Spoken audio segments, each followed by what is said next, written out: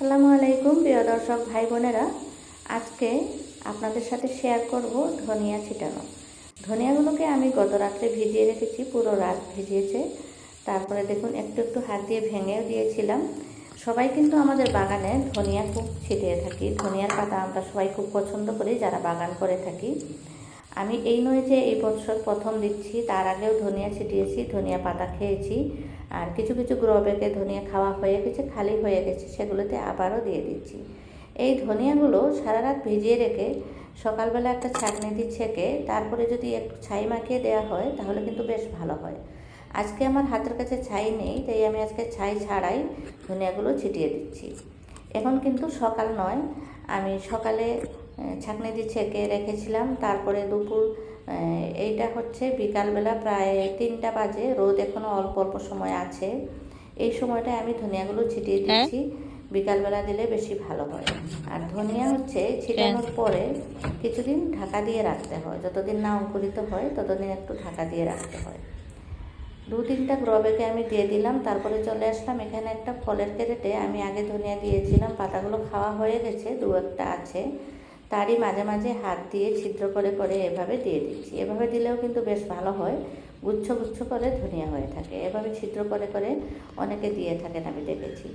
তারপরে হচ্ছে আজকে যেগুলো পেঁয়াজ খাওয়া হয়েছে ঘরে, সেই পেঁয়াজের পিছনের অংশটা মানে নিচের অংশটা কেটে নিয়ে আমি মাটিতে বসিয়ে দিচ্ছি পেঁয়াজের পাতা খাওয়ার জন্য। পেঁয়াজ আমি প্রত্যেকবারে রোপণ করে থাকি, এবছরও খুব ভালো করে রোপণ করব, ভালো করে মাটি প্রস্তুত করে, সেটা এখনও করা হয় নাই। আর এগুলো 2-3টা মাত্র দিচ্ছি, এগুলো পাতা খাওয়ার জন্য। গত বছরও আমি পেঁয়াজ করেছিলাম গ্রো ব্যাগে, খুব সুন্দর পেঁয়াজ হয়েছিল। এবছরও ইনশাল্লাহ করব, আপনারা হয়তো করেছেন, কেউ কেউ বসিয়েছেন।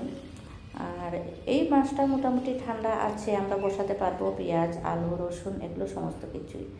যে কয়েকটা ধনিয়া ছিল আমার কাছে অবশিষ্ট, সবগুলোই কোনো না কোনো গ্রো ব্যাগে আমি এভাবে দিয়ে দিচ্ছি। এগুলোতে ধনিয়া আছিলই, দেখুন আমি আগে দিয়েছিলাম প্রথম অবস্থায়, এগুলো খাওয়া হয়ে গেছে।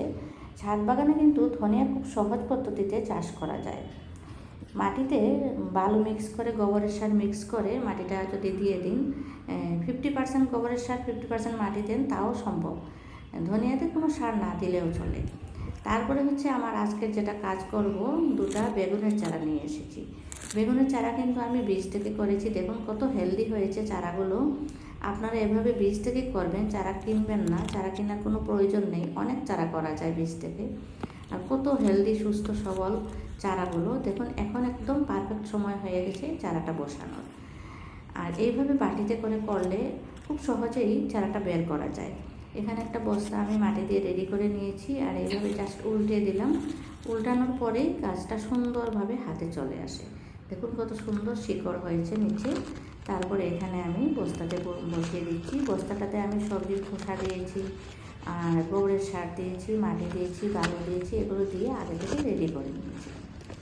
আজকে আমি 2টো বেগুনের চারা বসাবো, 2টো নিয়ে এসেছি, 2-3টা এভাবে করে নিয়ে আসি, কারণ নিচে থেকে আনতে হয়। আমার কিচেনের ব্যালকনিতে আগে চারা করেছি, ওখানে একটু ছায়া থাকে, তাই ওই জায়গাতেই রেখেছি। ওখান থেকে নিয়ে এসে বাগানে বসিয়ে দিই।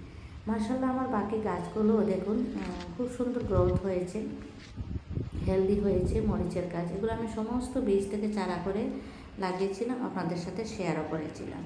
তারপরে এক ঝলক দেখিয়ে দিচ্ছি আমার বাগানের অবস্থা। দেখুন বিন গাছগুলো বেশ হেলদি হয়েছে, আর টমেটো গাছও বড় হয়ে গেছে, টমেটো ধরা আরম্ভ হয়ে গেছে। তারপরে যে গাছটা অবশিষ্ট রয়ে গেছে, আরেকটা বেগুনের চারা বসানো বাকি রয়ে গেছে, এটাও বসিয়ে দেব। সন্ধে হয়ে গেছে, এটা বসিয়ে আমি চলে যাব। আপনারা সবাই ভালো থাকুন, সুস্থ থাকুন। আর ভিডিওটা যদি ভালো লেগে থাকে অবশ্যই একটা লাইক দিয়ে চ্যানেলটাতে আসবেন। Happy gardening.